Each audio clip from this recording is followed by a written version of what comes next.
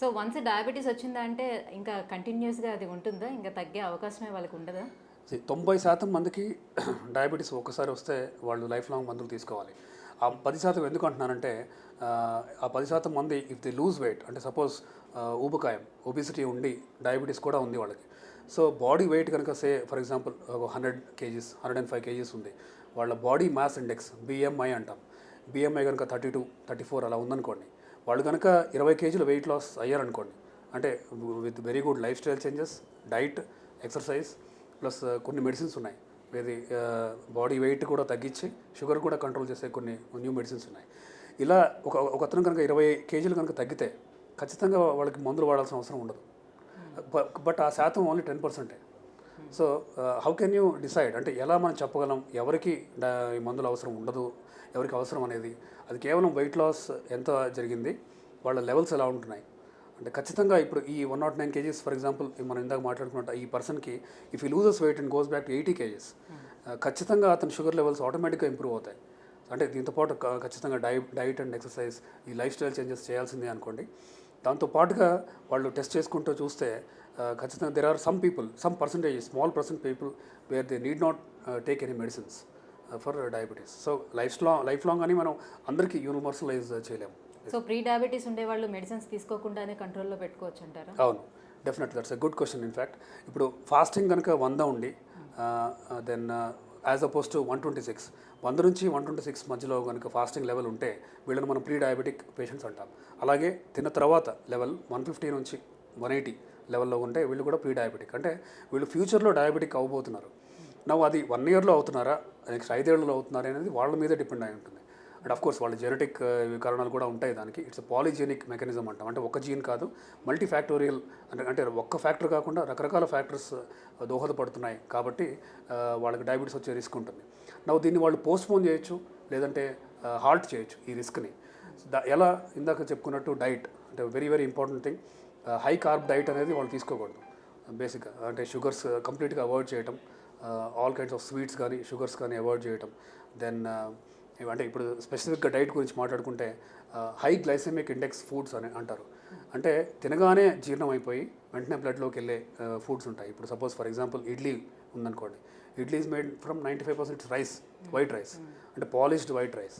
అది high glycemic index food. అంటే మనం తినగానే వెంటనే జీర్ణం అవుతుంది, అది అబ్జార్బ్ అవుతుంది, అసిమ్యులేట్ అవుతుంది. వీళ్ళకి గంటన్నరలో ఆకలేస్తుంది. ఇప్పుడు మనమైనా చూస్తే ఇప్పుడు ఇడ్లీ తీసుకున్న వెంటనే ఒక 4 ఇడ్లీలు తిన్న వెంటనే ఒక గంటన్నరలో మనకి ఆకలేస్తుంది. యాజ్ అపోజ్ టు చపాతీ కానీ లేకపోతే పుల్కా కానీ ఏమైనా తీసుకుంటే ఒక 2 పుల్కాలు తీసుకుంటే మనకు 3 గంటల వరకు ఆకలేదు. ఎందుకంటే ఇది లో గ్లైసెమిక్ ఇండెక్స్ ఫుడ్ అనమాట. సో కాంప్లెక్స్ కార్బోహైడ్రేట్స్ అంటే ఇవి ఇంటెస్టైన్స్లో కొంచెం ఎక్కువసేపు ఉంటాయి. ఇంటెస్టైనల్ ట్రాన్సిట్ టైం అంటాం. అంటే తిన్న తర్వాత ఎంతసేపు అవి తీసుకుంటున్నాయి జీర్ణం అవడానికి అని తీసుకుంటే హయ్యర్ ట్రాన్సిట్ టైం ఉన్న వాళ్ళకి ఆ టైప్ ఆఫ్ ఫుడ్స్ తీసుకోవడం మంచిది. So carbohydrates and fibre content ఉన్నాయి తీసుకోవాలి. డెఫినెట్లీ కార్బోహైడ్రేట్స్ కూడా 2 టైప్స్ ఉన్నాయి, simple carbohydrate, complex carbohydrate. Simple carbohydrates తీసుకోకపోవడం మంచిది, కాంప్లెక్స్ తీసుకోవడం మంచిది. So of course oily food ఎలాగో అవాయిడ్ చేయాలి. అండ్ ఇంకా చూసుకుంటే ఇప్పుడు బ్రౌన్ రైస్, పాలిష్ చెయ్యని రైస్ చాలా మంచిది. అండ్ అలాగే మిల్లెట్స్ కూడా చాలా మంచిది. మిల్లెట్స్ కూడా కాంప్లెక్స్ కార్బోహైడ్రేట్ ఎక్కువ ఉంటుంది, ఫైబర్ ఎక్కువ ఉంటుంది, ప్రోటీన్ శాతం ఎక్కువ ఉంటుంది కంపేర్డ్ టు వైట్ రైస్. అలాగే ఇప్పుడు హోల్ వీట్ బ్రెడ్ కానీ ఇప్పుడు మీరు తీసుకుంటే మల్టీగ్రెయిన్తో చేయబడిన ఆటా వస్తున్నాయి ఈ మధ్య. సో అది కూడా చాలా మంచిది. దెన్ సోయాకి సంబంధించిన ప్రతిదీ మంచిదే. సోయా బీన్స్ మంచిది, సోయా మిల్క్ మంచిదే, అండ్ సోయాతో చేసిన తోఫు అదంతా high protein food. So especially protein గురించి కనుక మనం మాట్లాడితే ప్లాంట్ ప్రోటీన్ చాలా చాలా మంచిది కంపేర్ టు యానిమల్ ప్రోటీన్. అంటే ఇప్పుడు యానిమల్ ప్రోటీన్లో ఈ మటన్ అనేది రెడ్ మీట్ కింద వస్తుంది. అది ఖచ్చితంగా అవాయిడ్ చేయాలి అందరూ, షుగర్ కోసమే కాదు, షుగర్ లేని వాళ్ళైనా సరే రెడ్ మీట్ అనేది అవాయిడ్ చేయడం మంచిదే. ఫిష్ అండ్ చికెన్ తీసుకోవచ్చు ఖచ్చితంగా, కాకపోతే అవి ఫ్రైడ్ అవ్వకూడదు. మామూలుగా కూరలాగా చేసి బాయిల్ చేసిన చికెన్ కానీ ఫిష్ కానీ తీసుకోవచ్చు, ప్రొవైడెడ్ ఇఫ్ దే ఆర్ అంటే అంత ఎనర్జీ ఎక్స్పెండిచర్ ఉంది, వాళ్ళు ఎక్సర్సైజ్ చేస్తున్నారు, అది తీసుకున్న ఫుడ్ని బర్న్ చేస్తున్నారు అనేది కనుక ఉంటే ఖచ్చితంగా fish and chicken is okay to take. Compare to dairy, ఇప్పుడు మిల్క్, కర్డ్ ఇవన్నీ కూడా మంచిదే, బట్ అలాగని ఫుల్ ఫ్యాట్ మిల్క్ తీసుకోవడం మంచిది కాదు. టోన్డ్ మిల్క్ 2% మిల్క్ తీసుకోవడం మంచిది. ఇంకొక మోస్ట్ ఇంపార్టెంట్ థింగ్ డయాబెటీస్ ఉన్న వాళ్ళందరికీ వచ్చే డౌట్ ఫ్రూట్స్ తీసుకోవచ్చా, ఏం ఫ్రూట్స్ తీసుకోవచ్చు అనేది. ఒక సింపుల్ డిక్టమ్ ఏంటంటే పండిన ఫ్రూట్స్ తీసుకోకూడదు, పచ్చిగా ఉన్నప్పుడు తీసుకోవచ్చు ఖచ్చితంగా. సో పండిన ఫ్రూట్స్లో గ్లూకోజ్ అండ్ గ్యాలక్టోజ్ కంటెంట్ పెరుగుతుంది, ఇవి సింపుల్ కార్బోహైడ్రేట్స్. సో ఖచ్చితంగా పండిన ఫ్రూట్స్ తీసుకుంటే షుగర్ లెవెల్స్ పెరుగుతాయి. నా సింపుల్గా చెప్పాలంటే జామకాయ మంచిది, జామ పండు better not to take. And ఇప్పుడు పపాయ ఉంది, పచ్చిగా ఉన్నప్పుడు ఖచ్చితంగా తీసుకోవచ్చు. దెన్ పండితున్న కొద్దీ షుగర్ లెవెల్స్ పెరుగుతాయి, not to be taken. Green grapes చాలా స్వీట్గా ఉంటాయి, సో అవి అవాయిడ్ చేయడం బెటర్. సో సింపుల్గా చెప్పాలంటే నోటికి బాగా తీయగా అనిపిస్తే అవాయిడ్ చేయడం మంచిది. ఎస్.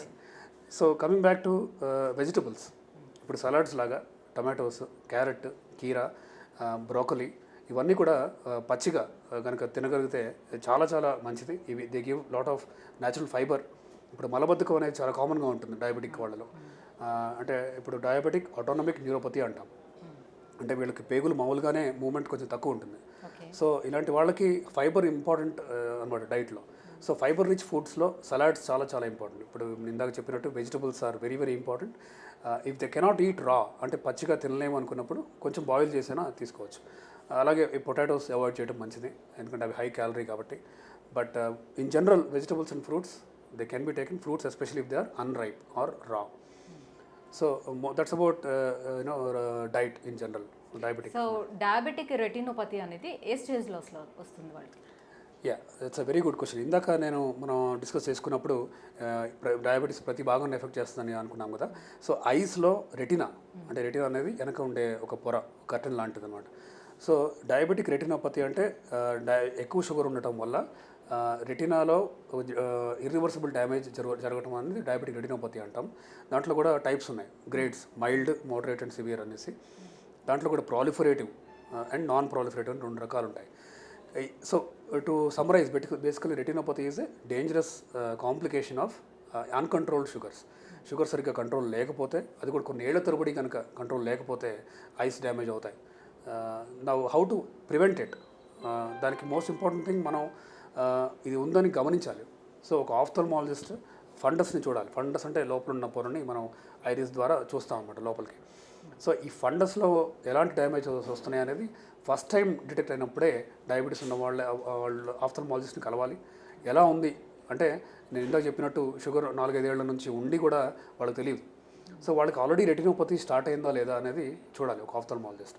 చూసి స్టార్ట్ అవుతే రెటినోపతి ప్రివెంట్ చేయడానికి 2 మేజర్ థింగ్స్, మనం మోస్ట్ ఇంపార్టెంట్ థింగ్స్. ఒకటి బీపీ కంట్రోల్లో ఉంచుకోవాలి, ఇంకోటి షుగర్ కంట్రోల్లో ఉంచుకోవాలి. సో షుగర్ కంట్రోల్లో ఉండి బీపీ కనుక ఎక్కువ ఉంటే కూడా ఈ రెటినోపతి ప్రోగ్రెస్ అవుతుంది, అంటే వర్స్ అవుతుంది. సో ఒక స్టేజ్లో సివియర్గా, అంటే మైల్డ్, మోడరేట్, సివియర్ అన్నాను కదా, సివియర్గా ఉన్నప్పుడు ఇంకా ఒకటే మార్గం, కొన్ని లేజర్ ప్రొసీజర్స్ చేయటం. ఓకే. సో ఇప్పుడు జెస్టేషనల్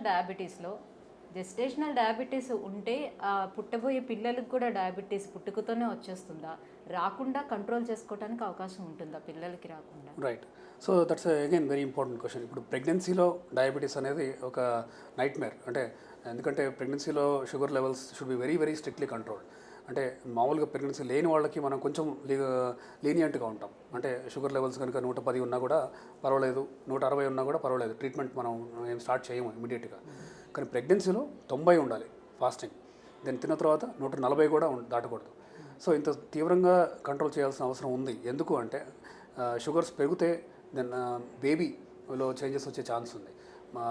మ్యాక్రో బేబీ అంటే బేబీ యొక్క వెయిట్ ఎక్కువ ఉంటుంది అన్నమాట. అంటే ఫీటస్ వెయిట్, అంటే పుట్టబోయే బిడ్డ వెయిట్, ఓవరాల్ వెయిట్ పెరుగుతుంది. దీనివల్ల ప్రెగ్నెన్సీలో డెలివరీ టైంలో కూడా చాలా ప్రాబ్లమ్స్ వచ్చే రిస్క్ ఉంది. నా మీరు అడిగిన క్వశ్చన్కి ఇఫ్ యూ గో, దాన్ని 2 వేస్గా ఆన్సర్ చేయొచ్చు. నా ఆ బేబీకి కూడా, అంటే జెస్టేషన్ డయాబెటీస్ ఉన్న మదర్కి కనుక పుట్టిన బేబీకి ఫ్యూచర్లో, అంటే ఆ బేబీకి 20 ఏళ్ళు వచ్చే టైంలో బేబీకి షుగర్ వచ్చే ఛాన్స్ కూడా ఉంది. అండ్ మదర్ని చూస్తే ఇప్పుడు ప్రెగ్నెన్సీ తర్వాత sugar levels can go back to normal. అంటే మళ్ళీ డయాబెటిక్ మందులు వాడాల్సిన అవసరం పడదు ప్రెగ్నెన్సీ తర్వాత.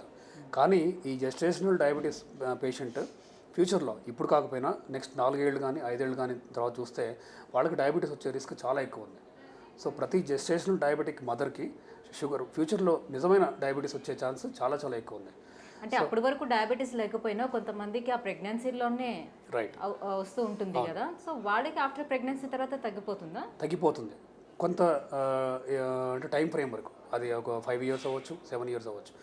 కానీ వీళ్ళకి రిస్క్ ఆఫ్ ఫ్యూచర్ డయాబెటీస్ ఎక్కువ ఉంది ఖచ్చితంగా. నువ్వు దాన్ని తగ్గించుకోవడం ఇందాక చెప్పినట్టు diet, lifestyle changes, exercise చేయడం, దెన్ స్ట్రిక్ట్గా ఫ్యాట్, బాడీలో ఉన్న ఫ్యాట్, అమౌంట్ ఆఫ్ ఫ్యాట్ తగ్గించుకోవటం, బాడీ వెయిట్ ఆప్టిమంలోగా పెట్టుకోవటం, బిఎంఐ 22 దాటనివ్వకుండా చూసుకోవడం, ఇలాంటివి చేస్తే మన వాళ్ళు పోస్ట్ పోన్ చేయొచ్చు వాళ్ళ డయాబెటీస్ ఆన్సెట్ 5 ఇయర్స్ బదులు 10 ఇయర్స్ తర్వాత వచ్చేలాగా దే కెన్ పోస్ట్ పోన్. కానీ GDM, gestational diabetes itself is a risk factor for future diabetes. So చిన్నపిల్లలను చిన్న ఏజ్ నుంచే స్టార్ట్ అయిపోతే వాళ్ళ సిచ్యువేషన్ ఏంటి మరి? అది ఇందాక చెప్పినట్టు టైప్ 1, టైప్ 2 డయాబెటీస్ ఉన్నాయి. నా type 1 diabetic patient will be diabetic for life wrong. ఇంకా వాళ్ళని మనం ఏం చేయలేం. అంటే ఇన్సులిన్ మాత్రమే ఇవ్వాలి, అది కూడా 3 సార్లు ఇవ్వాలి పర్ డే. సో వాళ్ళు పెన్స్ రూపంలో ఇన్సులిన్ తీసుకుంటూ ఉండాలి.